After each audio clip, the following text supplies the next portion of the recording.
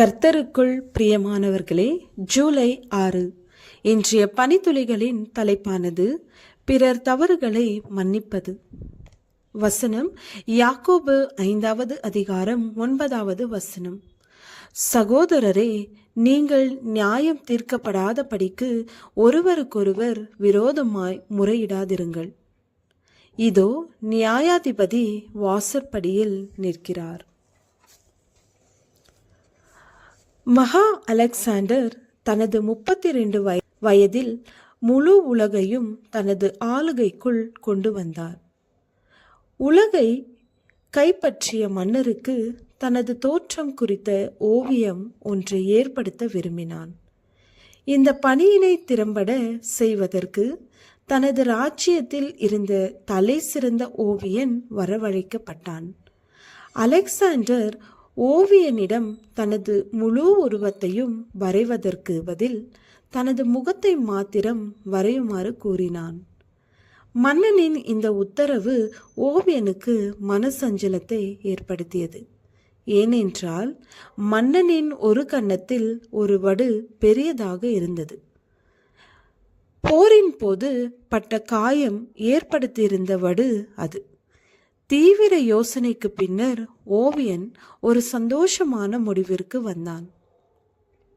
மன்னனை ஒரு இருக்கையில் அமர செய்தான். இருக்கைக்கு முன்னர் மேஜை ஒன்று வைக்கப்பட்டது.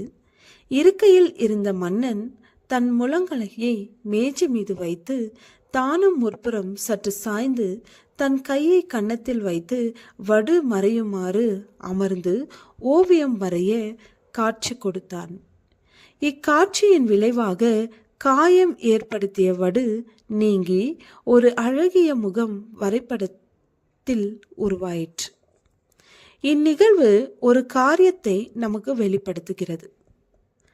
படத்தை வரைந்த ஓவியன் மன்னனிடம் காணப்பட்ட நற்பண்புகளையும் திறமைகளையும் நோக்காமல் அவன் சரீரத்தில் இருந்த வடுவை பார்த்தான். நாமும் கூட அநேக சந்தர்ப்பங்களில் பிறரிடம் காணப்படும் நற்குணங்களை காணாமல் அவர்களிடம் காணப்படும் தவறுகளை பார்க்கிறோம். அவைகளின் மீதே கவனம் செலுத்துகிறோம்.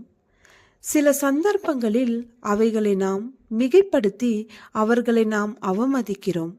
பிறர் குறைகளை காண்கிறோம். அவைகளை குறித்து பேசுகிறோம். பிறரிடம் தவறு இருப்பது போன்றே நம்மிடமும் குறைகள் உண்டு என்பதை நினைவில் கொள்ள வேண்டும். பின்வரும் ஆலோசனைகளை இயேசு நமக்கு தருகிறார். நீங்கள் குற்றவாளிகள் என்று தீர்க்கப்படாதபடிக்கு மற்றவர்களை குற்றவாளிகள் என்று தீர்க்காதிருங்கள். ஏனெனில் நீங்கள் மற்றவர்களை தீர்க்கிற தீர்ப்பின்படியே நீங்களும் தீர்க்கப்படுவீர்கள். நீங்கள் மற்றவர்களுக்கு அளக்கிற அளவின்படியே உங்களுக்கு அளக்கப்படும். மத்தேயு 7வது அதிகாரம் வசனம் 1-2. பிறர் தவறுகளை புறக்கணிக்கிற மன்னிக்கிற நல் மனதை தேவன் தாமே நமக்கு தந்தருளுவாராக. அப்படி மன்னிக்கிற போது நம்முடைய பாவங்கள் மறந்து போவதற்கும் மன்னிப்பதற்கும் வெகு சுலபமான வழி அதுவே. ஜெபம்.